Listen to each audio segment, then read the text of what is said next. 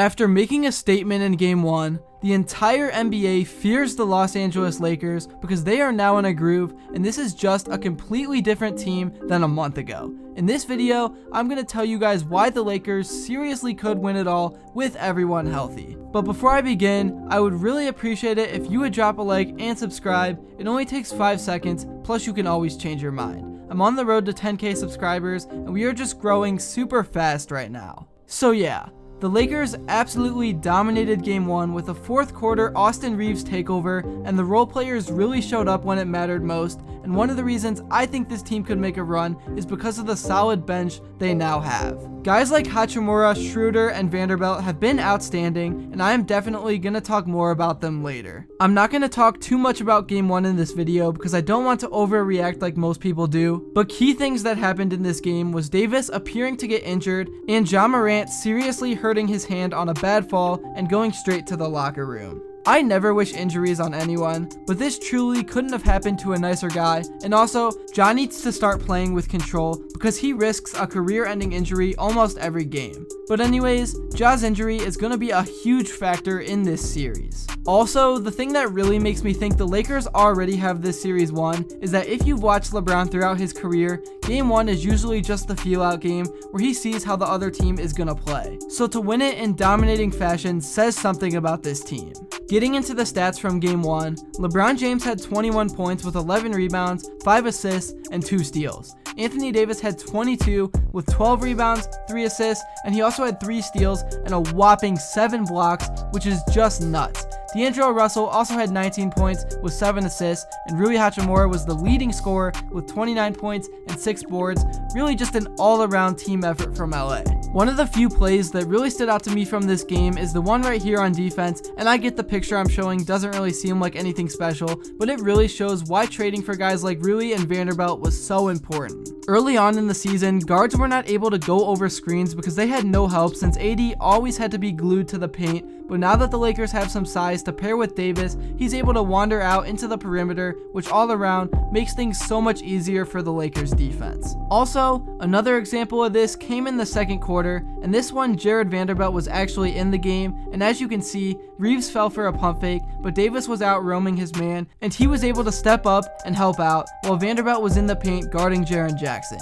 Again, this is just a completely different defense than we saw just over a month ago. Now moving over to the offensive side of things, this play happened in the third quarter, and as you can see, now that the Lakers finally have some shooting, the spacing is just so much better, and in this play, Davis is backing his defender down, and Reaves is starting to cut, which freed up LeBron behind the arc a little bit, and then Vanderbilt was wide open in the paint, and Russell would have been wide open after a second pass. Davis ended up hitting a turnaround jumper in this play, but you can just see how much more free-flowing the Lakers offense is now that the floor is more wide open with shooting. Anyways, one more offensive play I want to show you is this one right here in the fourth quarter when Rui drove in and drew traffic and he just left his feet and everyone collapsed on him, and just look at how many options he had. He could have passed it to Vanderbilt, or he could have kicked it out to Reaves for a wide open 3, in which he did. I think you guys get the common theme by now, but it still is just crazy to me how the Lakers turned around from being super lost to now being a dangerous threat in the West. It is seriously all going to come down to the health of Anthony Davis, because for a second, it already seemed like he hurt himself in just Game 1. Also, Davis needs to be great.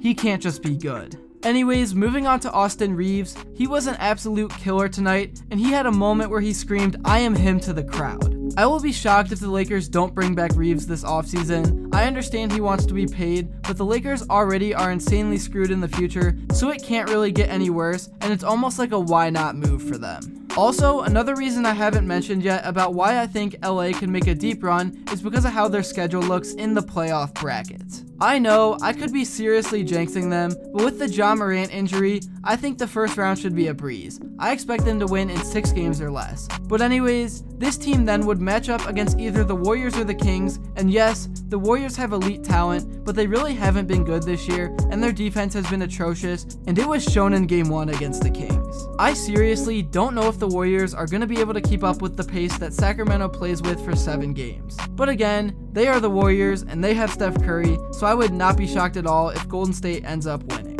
Anyways, my point is, the Kings vs Warriors series is most likely going to go to a game 7, and the players are going to be so exhausted, and if the Lakers can win in 5 or 6, they will go into the next round fully healthy with lots of energy, and I think they will be able to steal a few games they aren't supposed to win. But yeah, I honestly am just happy to see the Lakers in the playoffs because LeBron not being in the postseason just doesn't feel right. And even though I don't like the Lakers at all as a Cleveland fan, I really want to see LeBron succeed and get another ring because the GOAT debate is closer than ever, but at the same time, people already have their minds made up, so it really doesn't matter. I am also super happy to see guys like D'Angelo Russell play well because he had a lot of drama in Minnesota that in my opinion wasn't all his fault, but obviously I don't know all the inside details. But what I do know is that he is a much smoother player than Westbrook was, he doesn't create weird turnovers, and he can shoot the rock, which as I've said a million times is something that the Lakers desperately needed. So that's really all I have to say in terms of playoff stuff in this video. Now I want to talk about the Lakers' future because even though they are screwed, I honestly can see a way they stay contenders over the next few years. So first off, I think they need to re-sign Austin Reaves like I just said because he is turning into a killer, and they also need to keep guys like Russell and Vanderbilt around because they are huge role players that this team needs. The Lakers also do have some assets that they can trade away for more win now type of players because even though the Lakers have lots of star power and are front loaded, I think next year they will need even more because there is just no way LeBron can sustain this level of play. It's just physically impossible. Anyways, let me know in the comments below what you guys think the Lakers should do this offseason, assuming they don't win a championship. But I guess the better question to ask you guys is how far you think this team is going to go, because I know thinking about the offseason in the playoffs is quite depressing. Anyways, thank you all so much if you made it to this point in the video, and if you enjoyed and haven't already, make sure to smash that thumbs up and subscribe because these videos take a lot of effort and your support keeps me motivated. Make sure to also stay tuned for more content in the future as the season starts to wrap up, which is just crazy to say. But until next time, I'll see you all later.